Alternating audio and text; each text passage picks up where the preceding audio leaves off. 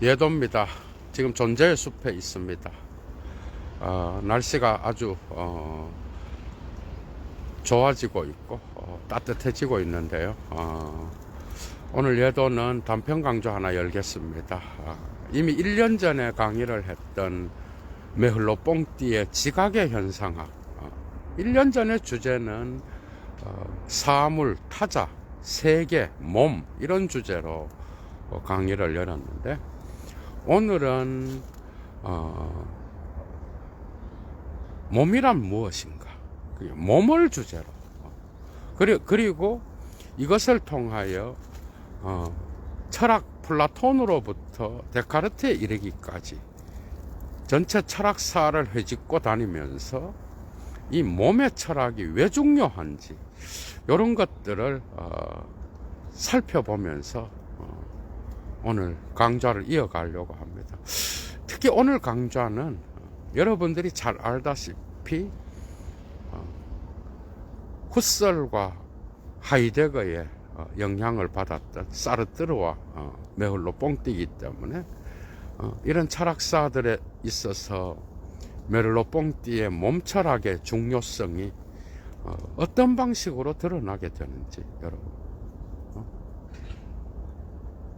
현상학을 받아들인 사르트르와 메를로 뽕띠의 차이가 무엇인지, 이런 철학적인 문제들을 예도가 갖고 오늘 주로 다루려고 합니다. 여러분, 오늘 주제도 정말 재미있는 그런 철학이 될 수 있겠죠. 플라톤으로부터 데카르트에 이르기까지 철학은 이미 데리다가 오늘날 자주 주장하는 형이상학의 질서에서 정신은, 그죠? 정신은 누스, 꼬흐, 몸 위에 항상 배치되어 있었단 말이에요. 그러니까 몸이라고 하는 거는 언제나 니체 이전까지 거의 대부분, 그죠? 서구 철학에서 상당히 형이상학 쪽으로 하위에 랭크되어 있었어. 이거 정말 중요한 겁니다, 그죠? 그런데 이제 니체가 나타나면서 이 부분이 뒤집어지게 되는데, 사실은 이게 그리스도교의 영향도 커요, 여러분. 그리스도교의 영향. 예도의 형님이신 우리 동양철학의 대가 이명건 형님께서 잠깐 들어오셨네요. 그러니까 여러분들 한번 봐봐. 몸이라고 하는 거, 종교에서 중요한 게 뭐예요? 이 몸은 언제나 인간의 욕망과 관계되어 있어, 그죠? 욕심, 욕망, 그 다음에 사회적 질서에서 이질적인 기호로서 간주될 수 있었던 거예요. 이해가 되죠? 모든 욕심이 이 몸으로부터 나온다고 본 거. 이건 모든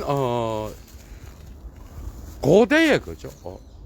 종교에서도 이 몸을 잘 다스리는 게 바로 우리가 사회적 질서 안에서 올바른 인간으로 살아가는 데 있어서 중요한 거예요. 그렇기 때문에 몸을 더 잘 알아야 되는 거예요. 중요한 거는, 그죠? 그렇기 때문에 사실은 메흘로 뽕띠의 이 몸철학이, 그죠? 예술의 미학으로 넘어가면서 오늘날 다른 상황을 전개했는데, 이거는 니체와 맥을 같이 합니다. 오늘날 라간벤까지도 중요한 미학적 체계에 있어서 중요한 역할을 해요. 그럼에도 불구하고 그럼 몸만이 중요하나? 결코 아니에요. 이건 정말 오해야. 그러니까 이 몸이 어떤 방식으로 메를로 뽕띠를 통하여 드러나는지, 이걸 보려 그러면 역시 후설의 현상학으로 되돌아가야 되고, 이해가 돼요? 그게 초기 작품인 행동의 구조에서는 후설은 약간 덜 언급돼. 그런데 이제 지각의 현상학은 거의 후설로 도배가 됐다라고 봐도 과언이 아니야. 그 배후에는 역시 하이데거가 있습니다. 그래서 여러분들이 후설과 하이데거를 넘지 않고는 오늘날 철학을 할 수가 없어요. 이해가 돼? 응? 현상학이라는 이 개념으로부터 출발합니다. 여러분. 현상. 독일어로는 후설의 용어로는 페노메니아. 이것은 하이데거가 독특하게 이미 예도가 존재와 시간에서 이야기했듯이 거기에서 칸트가 사용했던 현상 개념, 에얼샤이능하고 구분합니다. 그죠? 이 페노멘은 그리스 어원학적으로 볼 때 페노메논이라 그래요. 그런데 이게 파이네스타이라고 하는 동사에서 나와. 이걸 하이데거는 조금 더 자기의 존재론적 철학에 가깝게 이 용어를 설명합니다. 어떻게 설명하는가 하면은 어떤 존재가 있는 그대로 자신을 보여주는 것. 이해가 돼요? 예도의 존재와 시간 강좌를 들었던 자들은 이미 알 거예요. 그러니까 어떤 존재자가 자신의 존재를 있는 그대로 드러내주는 것. 이거 역시도 후설에 대한 재해석이겠죠. 또 다른 존재론적 해석인 거예요. 후설에게서 중요한 건 역시 뭐야? 인텐지오날리테트라고 지향성 개념이야. 그죠? 이 지향성 개념으로부터 역시 하이데거의 존재론적 철학이 출발하는 거예요. 역시. 예도의 후설과 하이데거 1, 2, 3 강좌도 꼭 참조하시기 바랍니다. 그러니까 현상이라는 겁니다. 우리는 언제나 의식을 할 때에 바깥에 있는 대상과 관계 속에서 의식해. 그런데 이 대상은 우리에게 의식으로서 주어진다는 거예요. 개개변돼, 그죠? 의식으로서 주어지는데 이 의식으로서 주어지는 그 다양한 방식들을 연구하는 게 뭐예요? 현상학. 그런데 이게 바깥에 있는 대상이 세계가 나의 의식 속에 주어지는 이런 지향성의 개념은 역시 존재론과 관계되어 있어. 이 점에서 후설은 예도가 매번 강의하듯이 주체 철학자가 결코 아니에요. 그러니까 바깥에서 어떤 존재자가, 세계의 존재자가 의식 안에 주어질 때 나타나는 이 다양한 방식들을 연구하는 것. 결국 이 의식 안으로 들어온 대상 역시도 존재 방식으로 나타나요, 여러분. 그러니까 이 존재 방식을 연구하는 게 바로 현상학이라고 한다면 이때의 의식에서 자기 자신의 모습을, 자기의 존재의 모습을 있는 그대로 드러내주는 그 대상을 페노멘이라 그랬어. 이제 이해가 되죠? 이게 현상인 거야. 그런데 이것을 사르트르와 메를로 퐁띠는 다르게 갖고 가. 사르트르 배후에는 칸트가 있어요. 여러분, 이거는 정말 중요한 강의예요, 여러분. 칸트가 있어. 특히 칸트가 통각이라는 개념을 통하여 자기를 의식하는 대상, 그거는 의식 대상으로서의 자기는 알 수 있지만 우리는 의식하는 자기는 우리는 알 수 없는 거예요. 여기서 이율 배반으로 넘어가잖아, 그죠? 그러니까 이 자기의식의 개념에서 이 자아를 도무지 알 수 없기 때문에 실천이성으로 넘어가는 거야. 그게 사르트르와 메를로 퐁띠는 둘 다 마르크스주의자였어요. 그런데 결국은 이러한 후설의 현상학을 받아들여서 각각 다른 방식으로 받아들이면서 두 사람은 마르크스에 대한 해석이 갈라져. 그 둘이 친구였는데 나중에는 그죠? 나중에는 결별해버려. 그런데 결국은 메를로 퐁띠가 심장마비로 일찍 61년도에 죽었을 때 거기에서 추도사를 발표하는 게 사르트르예요, 여러분. 심지어는 한국 전쟁에 대하여 둘이 논쟁하다 싸우고 이랬어. 그게 메를로 퐁띠는 수정 마르크스주의로 가야 된다는 거였고, 사르트르도 그렇게 마르크스의 원전을 고수하는 자는 아니었어요.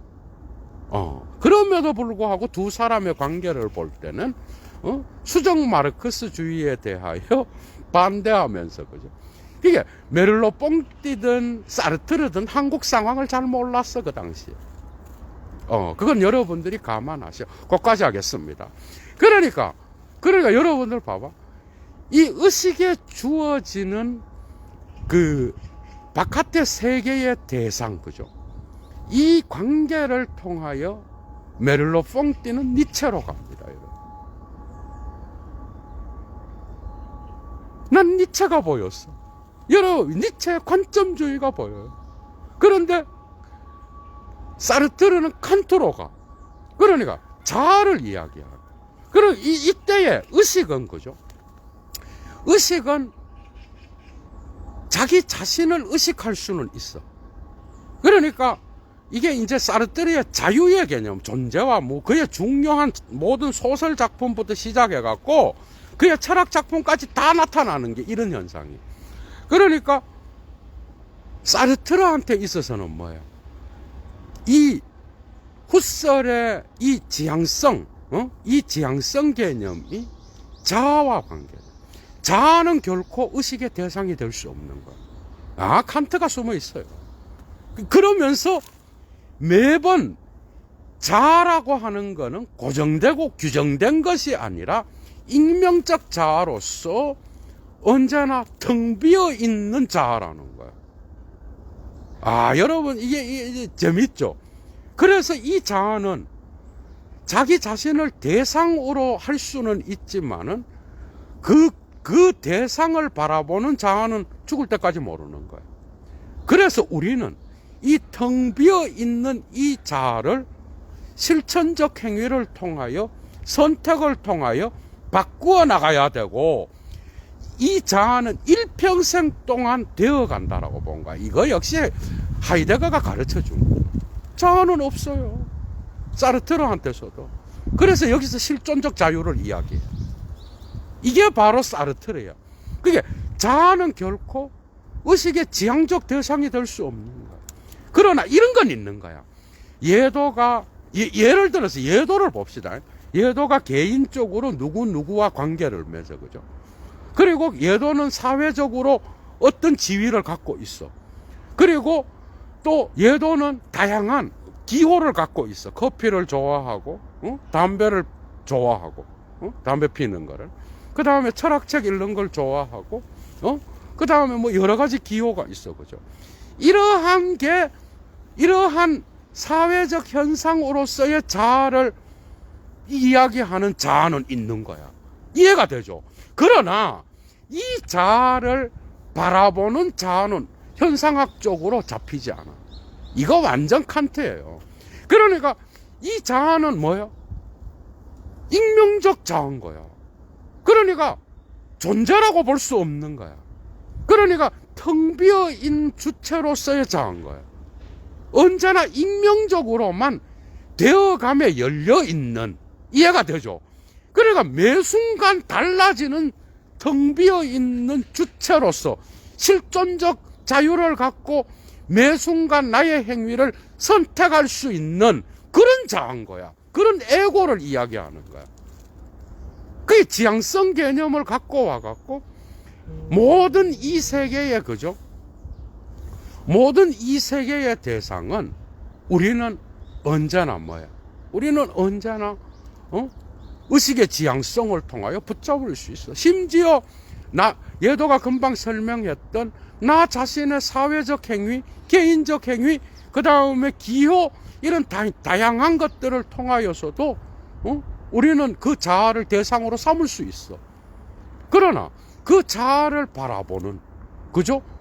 인식하는 그 자아는 끊임없이 뒤로 물러나기 때문에 그건 붙잡히지 않는 거야. 지향적 대상이 될 수 없는 거야.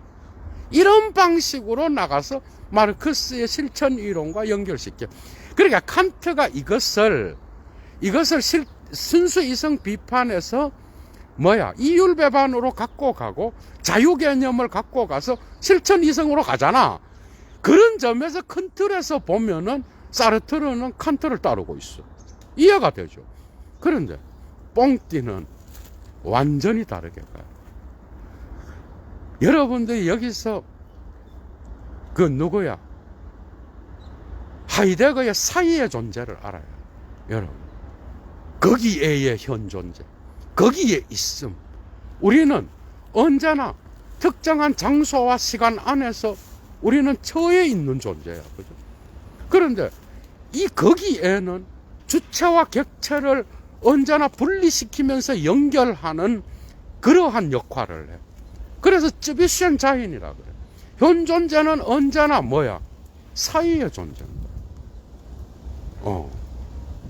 그래서 이 훗설의 현상학 안에 뽕띠는 꼭 몸을 갖고 와, 몸을.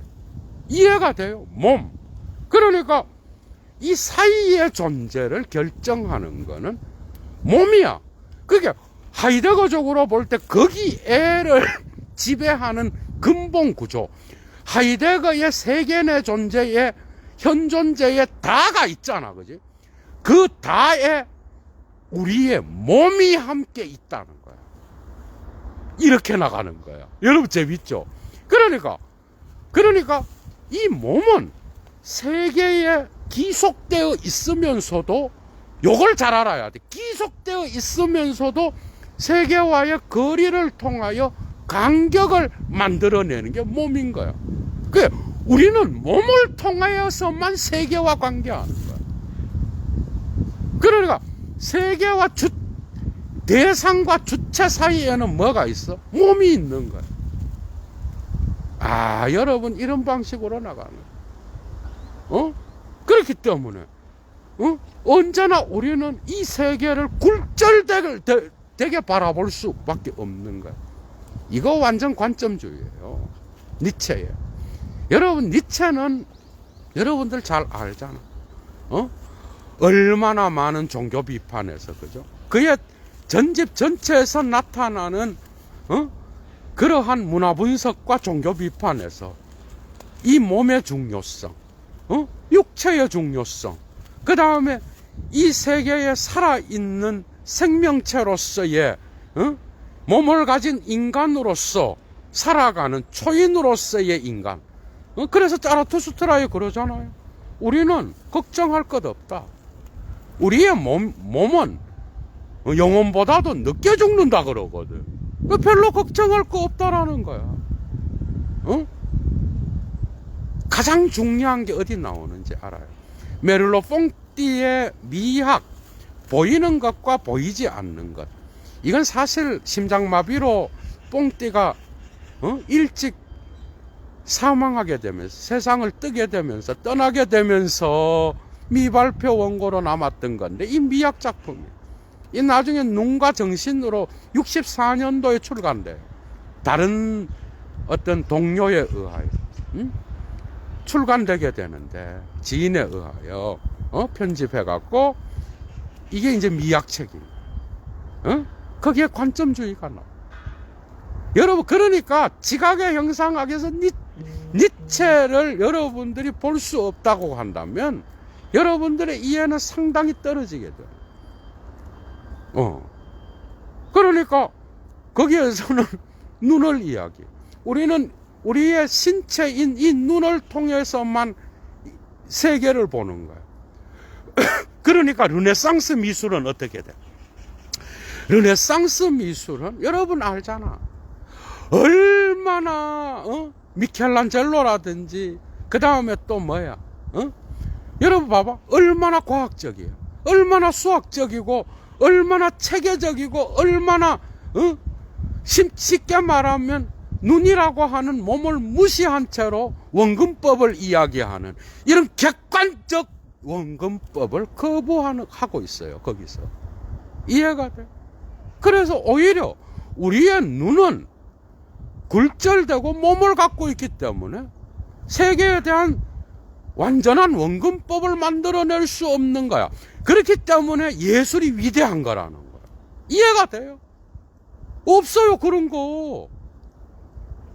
그냥 우리의 눈은 매 순간 달라지기 때문에 그 원근법도 수학적 도형이나 기하학적인 정확한 뭐야? 그러한 계산에 의하여 나올 수 없는 거야. 그렇기 때문에 예술을 작품은 나무를 그려도 무한대의 숫자로 그릴 수 있는 거예요. 맞죠?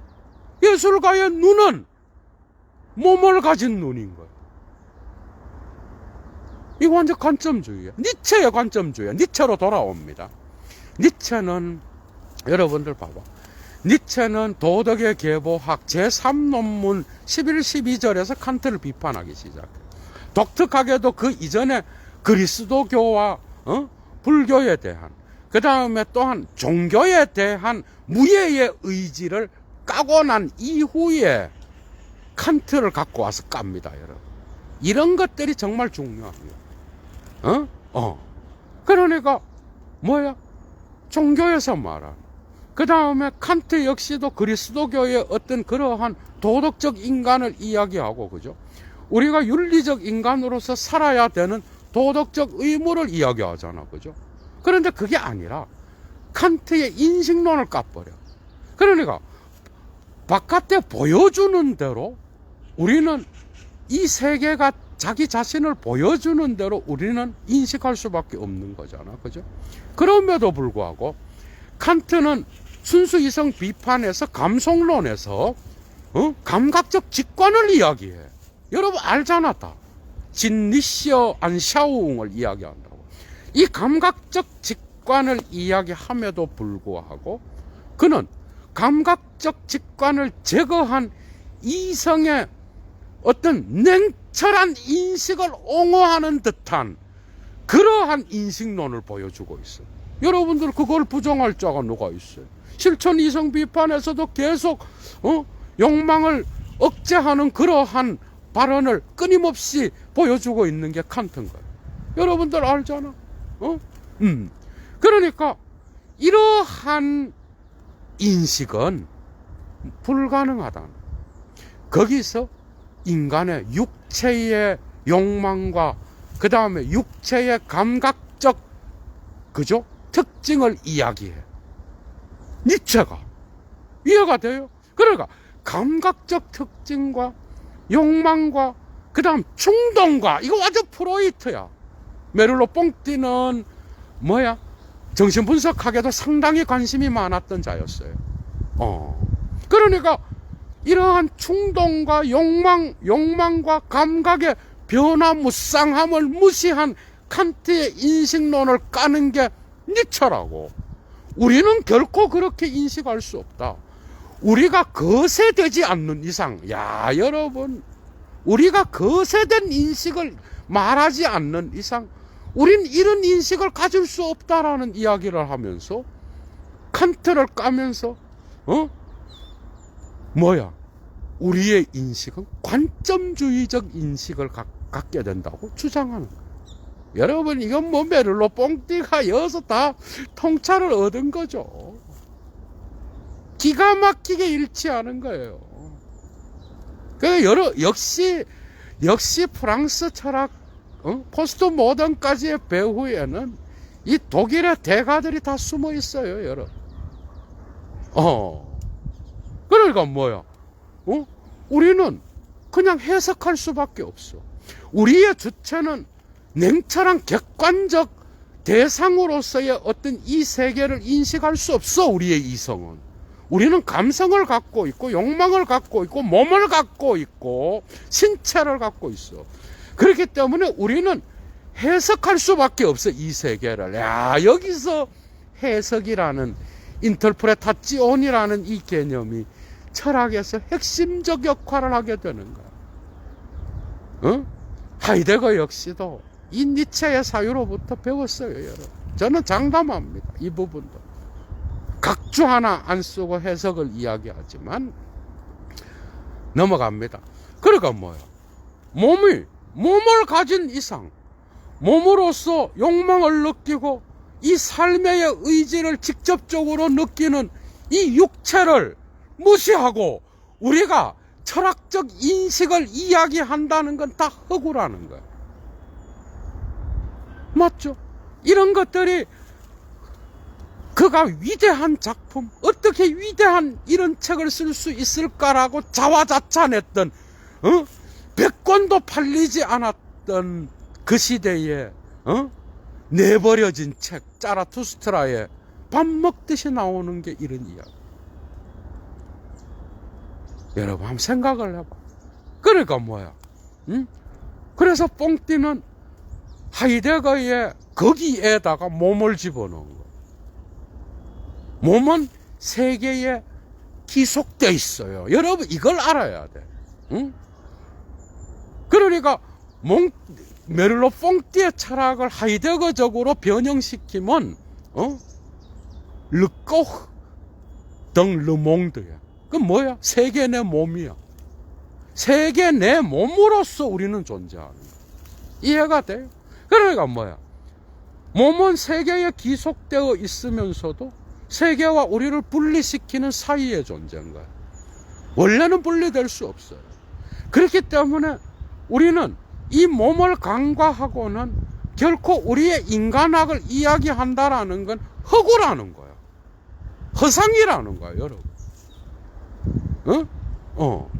그래서 이 몸을 갖고 오게 되면서 자기의 자신의 철학을 완전히 이 지각이라는 개념을 완전히 바꿔버려. 그래, 이 페르셉시옹은 휴메의 것도 아니고 뭐야? 영국 경험론의 지각 개념도 아니고 그 다음에 대륙의 합리론의 지각의 개념이 아니에요. 오히려 니체적인 개념인 거야. 이 지각은 뭐야? 우리는 지각을 통해서만 세계를 의식할 수 있어. 이 현상학에서 중요한 개념을 지각으로 갖고 간 거야. 이 페르셉시옹 안에는 뭐가 있어? 우리의 몸이 있어. 몸은 세계에 기속되어 있는 가장 중요한 거야. 그러니까 뭐야? 몸은 후설의 현상학적 개념으로 바꾸면 뭐야? 몸은 현상학에서 가장 중요한 거야.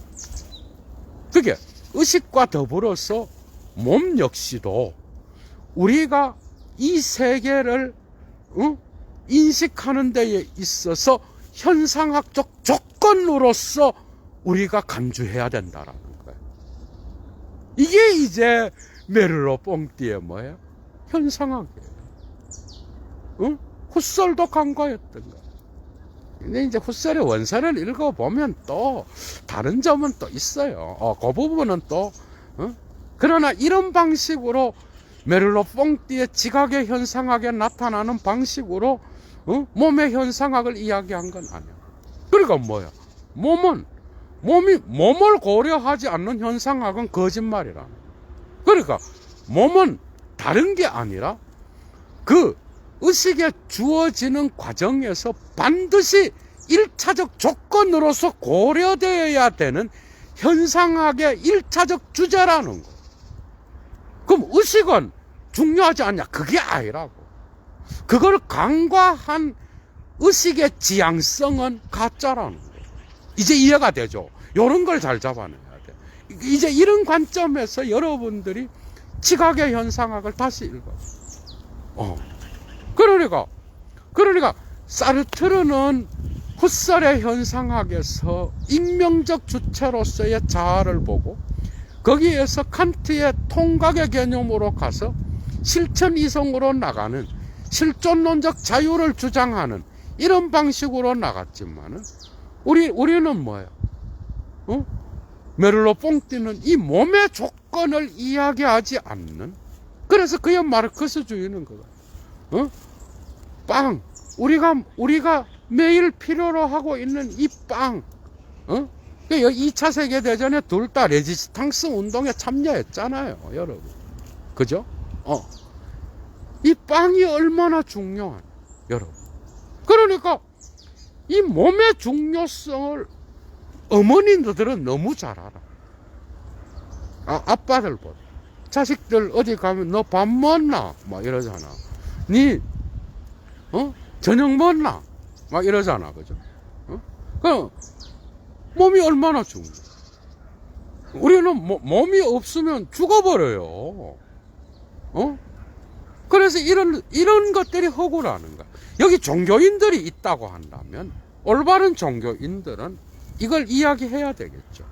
그러니까 우리의 육체의 욕망을 억제하여 우리의 이성으로 통제해야 된다라는 이런 사고는 반드시, 그죠? 반드시 몸이 얼마나 엄청난 위력을 갖고 있는지를 프로이트와 락강, 그 다음에 무의식에서 말하는 이 니체가 이거의 출발점이에요. 니체가 또 이것과 더불어서 왜 그 욕망이 인간의 삶의 의지에 중요한지를 함께 고찰하지 않는 그런 종교학과 그런 신학은 우리는 오늘날 통하지 않습니다. 여러분. 함께 고려해야 돼. 여러분들 봐봐. 욕망이 강하니까 우리가 수행이 필요한 거 아니겠어요? 여러분, 그리고 우리가 이 삶의 의지에 충동적인 이런 것들이 있기 때문에 우리는 오늘도 삶을 살아갈 수 있는 거야. 그러니까 이걸 억제의 대상이라든지 뭐야 이것을 금지해야 될 금기로 보고 이걸 억압해버리고 이성을 우위에 놓는 이런 철학과 이런 종교학과 이러한 모든 것들을 오늘날 거부됐어.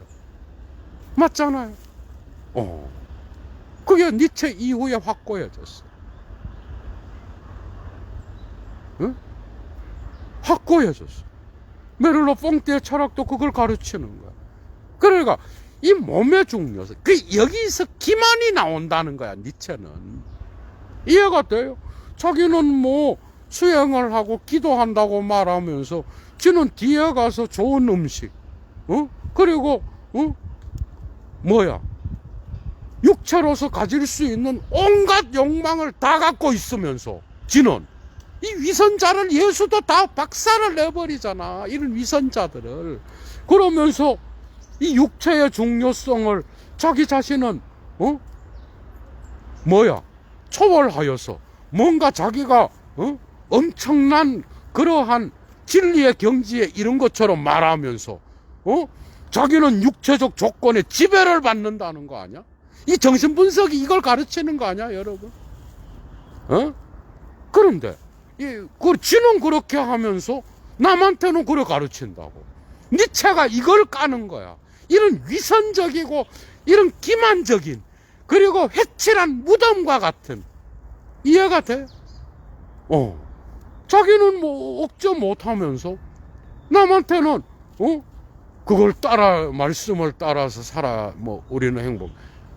여러분 이런 거짓 종교들은 오늘날 철학에 의하여 다 거짓말로 밝혀진 거야, 여러분. 그러니까 몸의 욕망의 중요성, 몸의 본능과 충동의 중요성을 고려할 때라야만 진짜 종교의 진리를 말할 수 있는 거예요, 여러분. 맞잖아요. 고등 종교는 진리의 원전들은 이걸 가르치는 거거든. 그런데 제도화된 종교는 뭐 지도 못하는 걸 남한테 이야기하는 거야. 지도 못하는 걸. 지는 배고프면은 뭐야 짜장면 먹고 싶고, 얘도가 짜장면을 줘. 짬뽕 먹고 싶고, 그러잖아요, 여러분. 그리고 때가 되면은 자기가 좋아하는 커피도 마시고, 담배 피는 사람은 담배도 한 대 피우고, 얘도도 금연하려고 그럽니다. 여러분, 특히 여기 고등학생들, 금연하십시오. 고등학생이 가끔 돌아갔고, 댓글 달고 이래서. 여러분 한번 봐봐. 자기는 그렇게 하고, 온갖 재물의 욕심과, 온갖 성적 욕망과 자기 자신은 온갖 것들을 다 하면서 남을 깐다는 거야. 예수가 이걸 더 더러운 새끼라 그러거든, 이런 인간을. 그러면서 자기는 뭔가 신적 반열에 오른 듯한 진리를 가르치는 듯한 이따위 위선을 발휘하는 이런 회칠한 무덤과 같은 이런 더러운 것을 니체도 싫어했던 거야. 이해가 돼? 그래서 칸트를 깔 때 뭐야? 욕망과 충동과 이 육체의 눈에 어떤 삶의 의지에 민감한 이 눈, 해석하는 눈, 특정한 방향을 갖고 있는 눈, 우리가 육체에 의하여, 육체의 욕망과 육체의 조건에 의하여 변화될 수밖에 없는 그러한 감각 미학적인 눈을 가진 인간은 결코 칸트와 같은 인식론을 수행할 수 없다. 우리는 관점주의적으로 볼 뿐이다.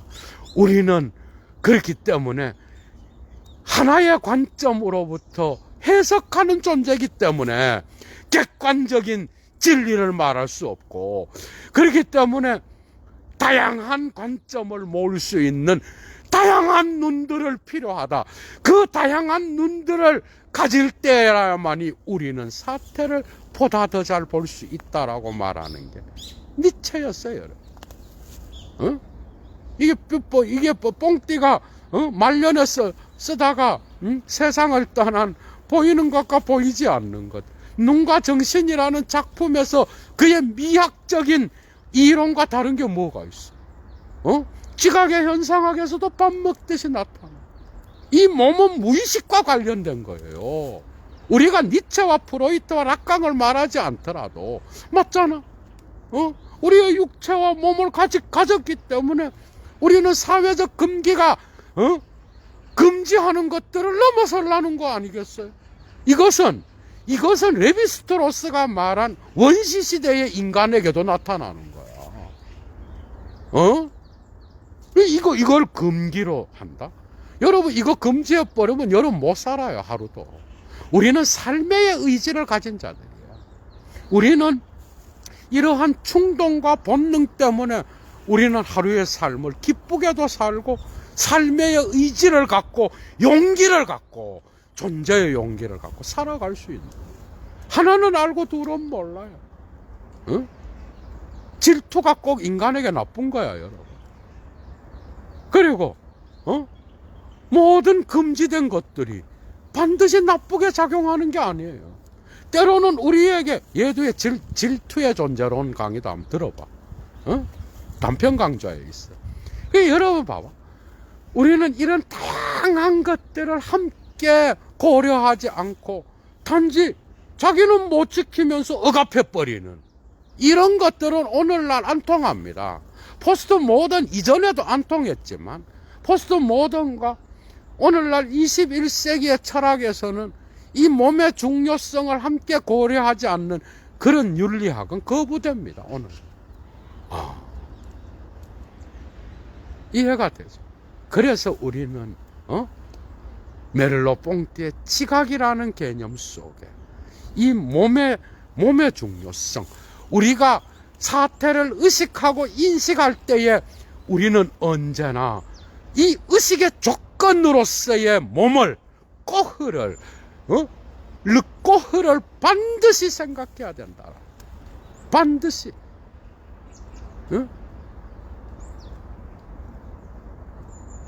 그런 니체의 관점주의는 뭐? 이제 여러분들 들어오죠. 관점주의는 바로 우리의 몸의 조건 때문에 우리는 사태를 관점주의로밖에 볼 수 없다.